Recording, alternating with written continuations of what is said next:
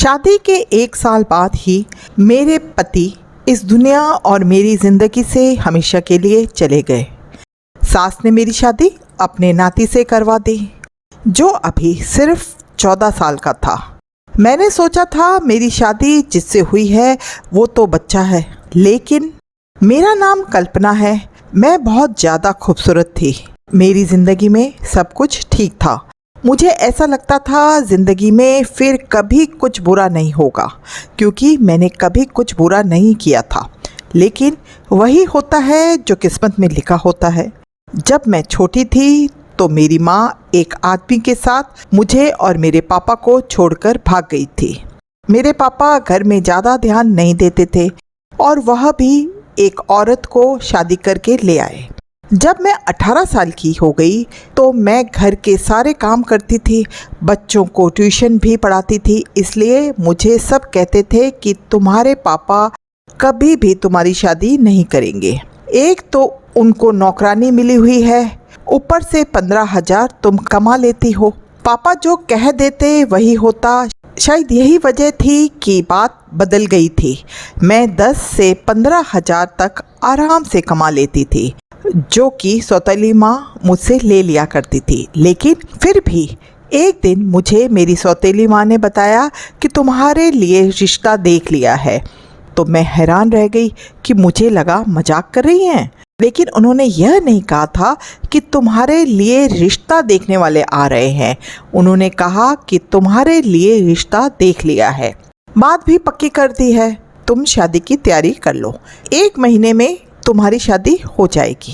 मैं हैरान थी, लेकिन अंदर से खुश भी हुई, क्योंकि मेरी ज़िंदगी का एक नया मोड़ आने वाला था। मैंने तो अपने दिल से यह बात निकाल दी थी कि मेरी शादी होगी, क्योंकि मुझे लगता था मेरी सौतेली माँ कभी मेरी शादी नहीं करवाएगी। लेकिन अब यह सब कुछ हो रहा था, इसलिए मैं बहुत ज़्यादा खुश थी। खुशी खुशी शादी की तैयारी में लग गई। शादी की रात भी बहुत कुछ अजीब हुआ। मैंने अपने पति को देखा ही नहीं था। हम लोगों को साथ बैठाया गया था, लेकिन मैं नीचे देख रही थी। इतनी हिम्मत कहाँ होती है दुल्हन में कि वो सर उठा ले और गर्दन घुमाकर अपने पति को 2 पल देख ले। मैंने भी नहीं देखा था। उसके बाद जब कमरे में बैठी थी तभी अपने पति को देखा तो पता चला कि वह बहुत अच्छा इंसान है। उसने पहले ही दिन मेरा बहुत सम्मान किया। उसके घर में सिर्फ उसकी माँ थी और एक बहन थी, और उस बहन का 14 साल का एक बेटा था।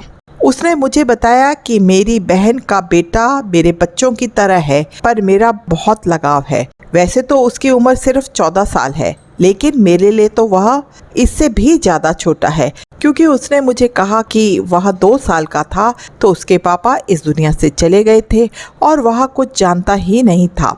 इसलिए उसके पापा की जगह मैंने ले ली और रोज़ रात को मैं उसे अपने सीने पर सुलाया करता था। तब से वह मेरे लिए ऐसा है जैसे मेरा अपना बच्चा है। मेरी ननंद के बेटे का नाम शिव था। मेरे पति ने कहा तुम हमेशा उसका ख्याल रखना। मैंने कहा ठीक है, आप चिंता ना करें, वह मेरे लिए भी छोटे भाई की तरह ही है। शादी की रात अच्छी गुजर गई। ऐसा लगता था ज़िंदगी भी अच्छी गुजर जाएगी। लेकिन सुबह हुई तो सास ने कुछ अजीब पूछा और मेरे कमरे में आ गई। मुझे इतनी शर्म आ रही थी, मैं शर्म से पानी पानी हो रही थी। मैं सोचने लगी औरतें इस तरह की हरकतें क्यों करती हैं। उसके बाद मैं अपने भांजे के पास थोड़ी देर बैठ गई।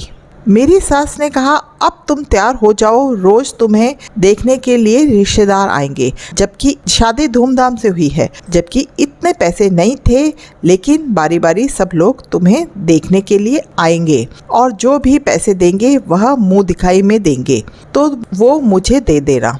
मैंने कहा ठीक है। मेरी सास परंपरा निभाने वाली सास की तरह ही थी, लेकिन भांजा अच्छा था। पहले मेरे साथ हंसी मजाक कर रहा था, फिर उसने अजीब व गरीब किस्म की बातें करनी शुरू कर दी। मुझसे पूछने लगा आप और मामा क्या कर रहे थे। मैंने कहा हम लोग बातें कर रहे थे। उसने कहा नहीं, आप लोग जल्दी सो गए थे, आपके कमरे की लाइट ऑफ हो गई थी, मैंने देखा था। मैं हैरान रह गई। मैंने कहा यह हमारे कमरे के बाहर बैठा था, कहीं इसने हमारी बातें तो नहीं सुन ली। मुझे बहुत शर्मिंदगी हो रही थी। लेकिन वह आराम से बातें कर रहा था, जैसे उसे कुछ पता ही नहीं है। इसलिए मैंने भी ज़्यादा बात नहीं की। कहने लगा कि आप कहाँ सोती हैं, मामा किधर सोते हैं। मुझे समझ नहीं आ रहा था कि इसे क्या जवाब दूँ। फिर पूछने लगा, क्या आप लोग एक साथ सोते हैं। मुझे बड़ी शर्मिंदगी हुई। शाम को मैंने यह बात अपने पति को बताई कि वह इस तरह के सवाल पूछ रहा था। अजीब बात है, इतने छोटे बच्चे के दिमाग में इतने सारे सवाल। मेरे पति ने कहा, मैंने तुम्हें कहा था कि तुम्हें उसका ख्याल रखना है, तुम पहले दिन ही उसकी शिकायत करने लगी हो। मैंने कहा कि मैं शिकायत नहीं कर रही हूँ, लेकिन आजकल के बच्चों के दिमाग में इस तरह के सवाल नहीं होने चाहिए। मेरे पति ने कहा, इस उम्र में जिज्ञासा होती है, लोग सवाल पूछ लेते हैं। मेरा भांजा बहुत ज़्यादा मासूम है, उसका ख्याल रखना, उसकी कमजोरी, उसकी गलतियां तलाश करने को नहीं कहा है। यह बेचारा तुम्हारे आगे पीछे फिरता है, मामी मामी कहते उसका मुंह नहीं थकता है, और तुम हो कि उसके लिए इस तरह सोच रही हो। मैं तो हैरान थी कि मेरे पति को क्या हो गया था। वो वाकई अपने भांजे के लिए बहुत ज़्यादा इमोशनल थे। ये बात समझने में मुझे ज़्यादा देर नहीं लगी कि अगर मुझे अपने पति को खुश रखना है तो उनके सामने उनके भांजे की कोई भी बुराई नहीं करनी, नहीं तो उन्हें बुरा लग जाएगा। उसके बाद मैंने ऐसा कुछ भी नहीं किया। अभी हमारी शादी को 1 हफ्ता हुआ था।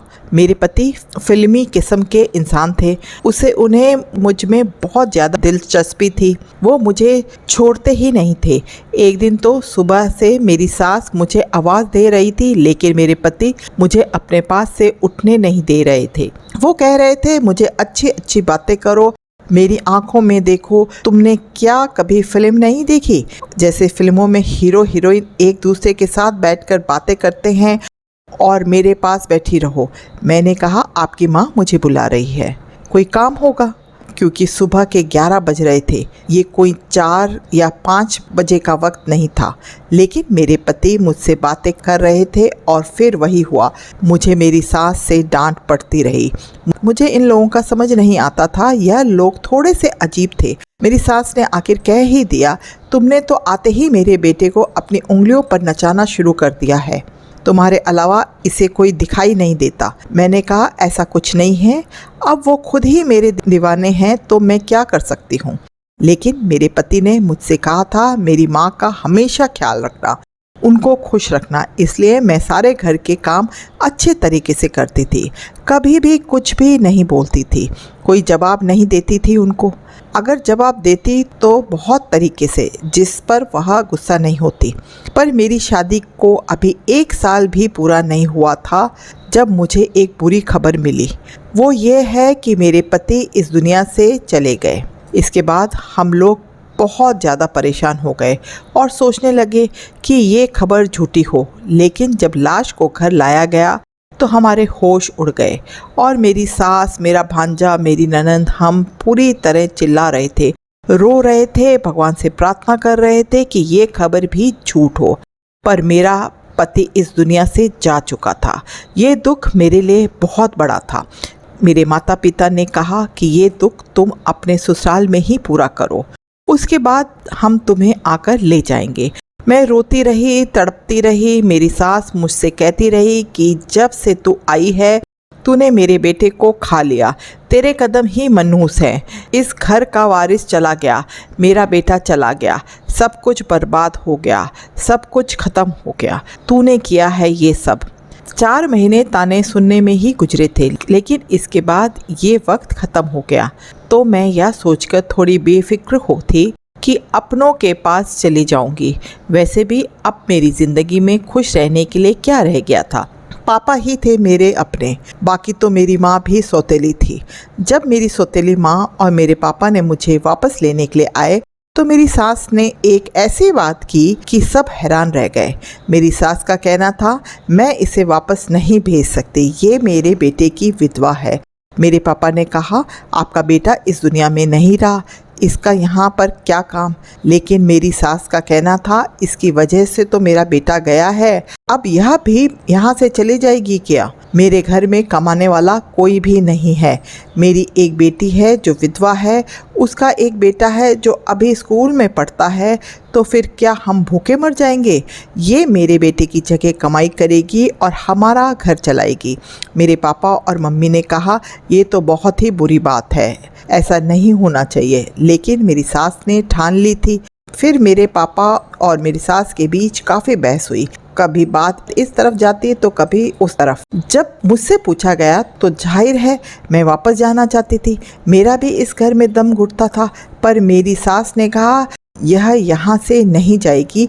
मेरी सास ने अपने कुछ रिश्तेदारों को भी बुला लिया जो बुरी तरह से लड़ाई करने के लिए तैयार बैठे थे, अजीबोगरीब तरह की बातें कर रहे थे।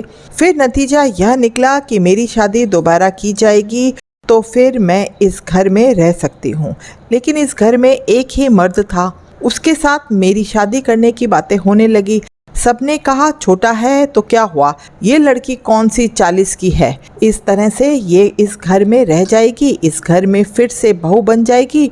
मैं ये सब कुछ नहीं चाहती थी, लेकिन मेरी सास ने मेरे पापा को मना लिया। मेरी सौतेली माँ ने भी कहा अच्छी बात है, अगर हम इसको अपने घर ले जाएंगे तो हमारा क्या फ़ायदा है, दोबारा इसकी शादी तो होगी नहीं, कहाँ से दोबारा रिश्ता तलाश करेंगे, एक विधवा के लिए रिश्ता कैसे मिलेगा, आजकल तो कुंवारी लड़कियों भी रिश्ता नहीं मिलता, इसलिए को यहीं रहने दो।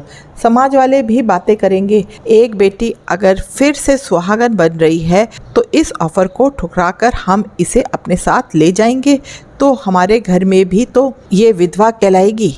मेरी सौतेली माँ ने अजीबोगरीब बातें करके मेरे पापा को मना लिया। वो मुझे वहीं पर छोड़कर चले आए। कुछ दिन बाद मेरी शादी मेरे भांजे के साथ करवा दी गई, जिसको मेरा पति अपना बेटा कहता था और जिसको मैं बच्चा समझती थी। इतना तो मैं अपने पति की मौत पर भी नहीं रोई थी जितना इस बात पर रोई, चीखी चिल्लाई, लेकिन किसी ने मेरी बात ना सुनी। मेरी शादी करवा दी गई। मेरी शादी के वक्त मेरी सास ने मेरे सर ज़बरदस्ती पकड़कर मुझे हाँ करवाया था। उसके बाद मैंने जिद कर ली कि मुझे अपने भांजे के साथ कमरे में नहीं जाना है, लेकिन मेरी सास और ननंद पीछे पड़ी थी। उन्होंने कहा आज सुहाग की रात है, आज तू कमरे में नहीं गई तो फिर से कुछ हो जाएगा, तो और क्या तुम मेरे नाती को भी मारना चाहती हो। लेकिन मैं नहीं गई। अगले दिन मेरी सास ने मुझे कहा कि मुझे नौकरी करनी होगी। उसने मोहल्ले से ढेर सारे बच्चे इकट्ठे कर लिए। अब मैं रोज़ 40 से 60 बच्चों को पढ़ाती थी। मेरा दिमाग बहुत ज़्यादा ख़राब हो जाता था, मैं बहुत ज़्यादा थक जाती थी, सारा दिन घर के काम भी करती थी। एक हफ्ता इसी तरह बीत गया। मैं अपने भांजे के कमरे में जाने से घबराती थी, नहीं जाना चाहती थी। मुझे लगा वो बच्चा है, मेरा उसके साथ रिश्ता करवा दिया, बस वो अपने कमरे में रहे और मैं अपने कमरे में। उसके कमरे में जाकर क्या ही करना था। मेरी सास मेरे पीछे पड़ी थी। कुछ दिन तो इस तरह बीत गए। एक दिन यह देखकर हैरान रह गई कि मेरा भांजा खुद यह कह रहा था कि मेरी पत्नी को मेरे कमरे में भेजो, लेकिन मुझे पता था वो बच्चा है, उसे इस सारी बातों का पता नहीं है, इसलिए वो कह रहा होगा कि उसे ये सब कुछ अजीब लग रहा है। वो खुश हो रहा है कि एक तो उसकी शादी हो गई और वो भी इतनी जल्दी, उसके लिए सब कुछ नया है। मैं हैरान रह गई कि उसके दिमाग में भी ऐसी बातें तो पहले ही दिन से ही मैं समझ गई थी कि उसे ऐसी चीज़ों का शौक है, लेकिन उसे यह नहीं पता था कि पत्नी क्या होती है। मेरी ज़िंदगी बर्बाद हो गई थी। मेरी ज़िंदगी में अब कुछ भी नहीं था। मैंने एक दिन सोच लिया था कि मैं इस घर से भाग जाऊंगी। ये कोई इतना मुश्किल नहीं था, इसलिए मैंने सोच लिया कि मुझे क्या करना है। लेकिन मेरे भांजे को पता चल गया। उसने कहा फिक्र ना करो, मैं आपकी मदद करूँगा, जो भी आप कहेंगे मैं करूँगा, फिक्र मत करो, आपको कोई दिक्कत नहीं होगी, मैं आपका ख्याल रखूँगा। वह बातें तो इस तरह की कर रहा था जैसे कि मैं सुनना चाहती थी। मैं पूरी तरह रोने लगी। मैं भी घर से भागना नहीं चाहती थी। भागकर कहाँ जाती, एक बार भाग जाती तो फिर मुझ पर ठप्पा लग जाता कि यह घर से भाग गई। मैं एक इज्जतदार बाप की बेटी थी। मैंने सारी जिंदगी इज्जत से गुजारी थी। मैं अपने बाप का नाम कैसे बदनाम कर सकती थी। मैं पूरी तरह से रोने लगी और अपने पति के साथ वापस आ गई। ऐसा पति नहीं चाहिए था। मेरा दिल नहीं कर रहा था उसको पति कहने का। सुबह इस बात की आखिर मेरी ननंद और सास को भी हो गई। लेकिन मेरे पति ने सब कुछ संभाल लिया, वरना मुझे बहुत डांट पड़ती और मैं ऐसा नहीं चाहती थी। उसके बाद मेरी ननंद को बैठे बैठे ना जाने क्या हो गया, उसने शोर करना शुरू कर दिया। उसने कहा, आज तो तुम मेरे बेटे के कमरे में जाओगी, तुमने तमाशा बना लिया है। इसकी पत्नी हो, पति पत्नी में एक साथ नहीं रहेंगे तो क्या अलग अलग रहेंगे? यह बात बिल्कुल भी अच्छी नहीं है। मैंने बहुत सोचा। मेरी सास ने ज़बरदस्ती मुझे फिर से दुल्हन बनने को कहा, मुझे दुल्हन बनाकर कमरे में भेज दिया। एक पल को मैंने सोचा कि मैं अंदर से कमरे को ताला लगा लूं, लेकिन मैं ऐसा नहीं कर पाई क्योंकि मेरी सास ने पहले ही दरवाज़ा खोल दिया था। थोड़ी देर बाद मेरा भांजा कमरे में आ गया। मैंने कहा, ये तो बच्चा है, इसे डरा धमकाकर सुला दूंगी, मुझे परेशान होने की ज़रूरत ही क्या है। मेरी सास भी खुश और मैं भी खुश। किसी को क्या पता चलेगा कि कमरे के अंदर क्या हो रहा है। मैं हैरान होने लगी कि ये ख्याल मुझे पहले क्यों नहीं आया। उसने मुझे कहा कि तुम बहुत प्यारी लग रही हो। मैंने कहा, ठीक है, अब तुम सो जाओ। मैं मेकअप और ज्वेलरी उतारने लगी। उसने कहा, तुम बहुत अच्छी लग रही हो। मैंने कहा, अच्छी हूँ या बुरी हूँ इससे तुम्हें कोई मतलब नहीं, तुम चुप करके सो जाओ। मैंने उसे आखिरी बार कहा था, किसी बीबी की तरह नहीं बल्कि शायद उसकी माँ की तरह बोल रही थी, जो डांट कर सुला देना चाहती थी। लेकिन वो मुझे ऐसी नज़रों से देख रहा था जैसे किसी ने आज तक मुझे नहीं देखा था। मैंने कहा, मेरी शक्ल क्यों देख रहे हो, चुपचाप सो जाओ। मैं अभी भी इस पर रौब जमाने की कोशिश कर रही थी, जबकि मुझे डर लग रहा था। थोड़ी देर बाद उसने मेरा हाथ पकड़ लिया और मेरे मुंह पर थप्पड़ दे मारा। मैं हैरान रह गई। उसने कहा, तुम्हें तमीज़ नहीं है, अपने पति से किस तरह बातें करते हैं, तुम मुझ पर चिल्ला रही हो, बेवकूफ़ औरत। मैंने कहा, तुम अभी ज़मीन से निकले नहीं हो और रोते हो पति बनने के लिए। तुम मेरे पति नहीं हो, तुम्हारी उम्र ही क्या है। उसने कहा कि तुम मुझे पहले दिन ही पसंद आ गई थी। तुम्हें पता है, तुम्हें पाने के लिए मैंने क्या कुछ नहीं किया। अपने बाप जैसे मामा को मारना पड़ा क्योंकि मैं तुम्हें पाना चाहता था। ये सुनकर मेरी रूह कांप गई। उसने अपने मामा को खुद मारा था। उसने कहा, मैंने अपने मामा की कार का ब्रेक खोल दिया था, जिसकी वजह से वो थोड़ा आगे गया तो उसका ब्रेक पर से कंट्रोल ख़त्म हो गया और उसका एक्सीडेंट हो गया। सबने यही समझा कि उसके साथ हादसा हो गया है, वह दुनिया से चला गया, जबकि यह सोच समझा प्लान था। मैं हैरान रह गई।